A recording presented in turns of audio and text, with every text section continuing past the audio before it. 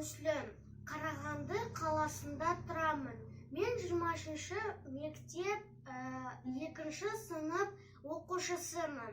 Мен Нұрлан Шабиба Қайратқызы. Мен Қарағанды қаласында тұрамын. 23-ші мектепте оқимын, 5-ші сынып оқушысымын. Кеңес кейін қабыл алыңыздар.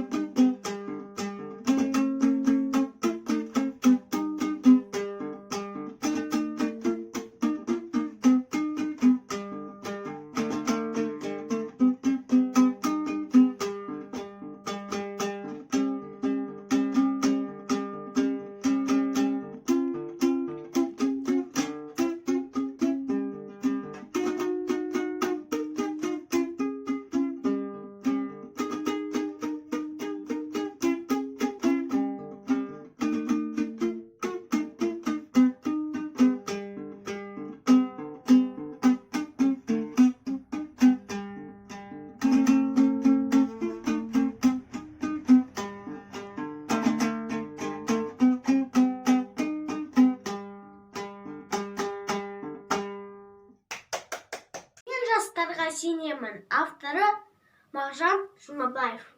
Арыстандай айбатты, жолбарыстай қайратты, қырандай күшті қанатты. Мен жастарға сенемін. Көздерінде от ойнар, сөздерінде жалын бар, жаннан қымбат оларға ар. Мен жастарға сенемін. Жас қырандар балапан, жайып қанат ұмтылған, көздегені көк аспан. Мен жастарға сенемін.